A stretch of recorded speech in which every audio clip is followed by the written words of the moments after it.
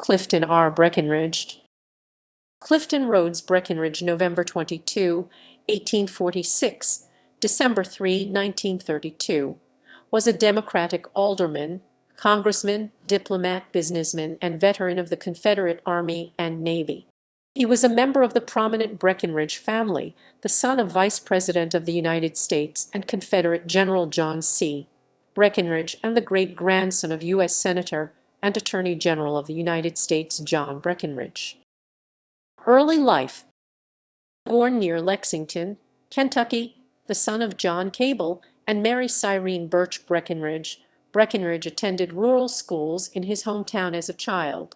At the outbreak of the Civil War, he entered the Confederate Army with his father and was later a midshipman in the Confederate Navy. After the war, he attended Washington College in Lexington, Virginia for 3 years, where the school's president, Confederate General Robert E. Lee, encouraged his desire for a career of public service. Afterwards, he joined his older brother in a cotton plantation near Pine Bluff, Arkansas, and engaged in cotton planting and in the commission business for 13 years. In 1876, Breckinridge married Catherine Carson, the daughter of a well-to-do Mississippi family, with whom he would have 4 children. Politics, 6, politics, 6, politics. Breckinridge started his political career when he was elected an alderman in the Pine Bluff City Council.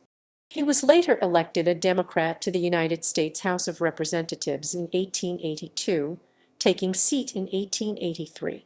John G. Carlisle, the new Speaker of the House and friend of the Breckinridges, saw to it that the new congressman got a place on the Committee on Ways and Means, and he was reelected in 1884 and 1886. Clayton Affair. Breckinridge's political career came into great danger after the election of 1888. Arkansas Democrats were found guilty of voting fraud in the election for Arkansas's 2nd Congressional District after it was discovered that in Conway County, Arkansas, 4 masked and armed white men stormed into a predominantly black voting precinct and, at gunpoint, stole the ballot box that contained a large majority of votes for his Republican opponent, John. Under these circumstances, Clayton contested the election and went to Plumerville, Arkansas, to start an investigation on the matter. However, on the evening of January 29, 1889, an unknown assailant shot through the window to the room he was staying in at a local boarding house and killed him instantly. After a congressional investigation, Clayton was declared the winner, thus unseating Breckinridge. However, owing to Clayton's death, the seat was declared vacant. Breckinridge was not found guilty in any wrongdoing in the rigged election or in Clayton's assassination, and was elected to fill the vacant seat in 1890. Work in Congress. Breckinridge was re-elected to the House of Representatives again in 1890 and 1892. He was one of the authors of legislation to repeal the Sherman Silver Purchase Act and adopted the Wilson-Gorman Tariff Act. He regained trust after the so-called Clayton Affair and was greatly respected as a congressman. A featured article in Harper's Weekly described him as one of the very first men in the House of Representatives. During the Panic of 1893–1894, Breckinridge staunchly supported President Grover Cleveland's defense of the gold standard. Arkansas farmers, most of whom supported free silver, refused to support the incumbent for re-election, and Breckinridge lost the Democratic primary to John S. Little, who went on to win the election. Diplomat. Minister to Russia. Breckinridge resigned from the House of Representatives in 1894 before his final term's expiration to accept President Cleveland's nomination as minister to Russia, where he served until 1897. As minister, he proved capable of sending reports on Russian aims back to Washington, D.C. His warnings about the end of friendly relations between Russia and China due to Russia's expansion into China did not affect any change in the United States foreign policy due to its then prevailing isolationism. Because of this, Breckinridge largely dealt with routine problems of trade and immigration. He was less successful in handling the ceremonial and social aspects of diplomacy in St. Petersburg, as the expense of entertaining amidst the splendor of the aristocratic Russian capital was beyond his means.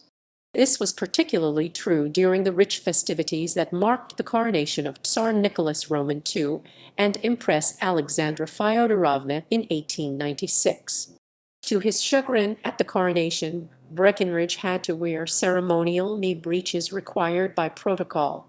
Breckinridge feared his former constituents in Arkansas would never understand his elaborate attire.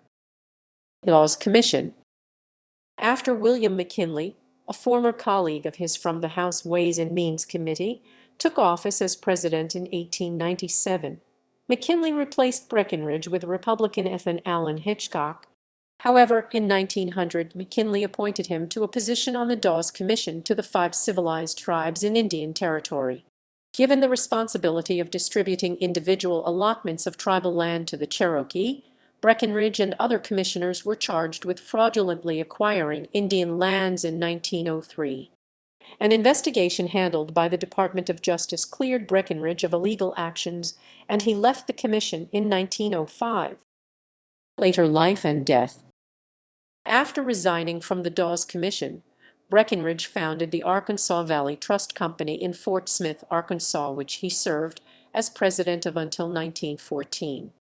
He was a delegate to the Arkansas Constitutional Convention from 1917 to 1918, where he convinced fellow delegates to approve a unicameral legislature. However, the provision later rescinded. He was widowed in 1921 and lived in Fort Smith until 1925, when he moved to Hyden, Kentucky, to live with his daughter, Mary Breckinridge, founder of the Frontier Nursing Service.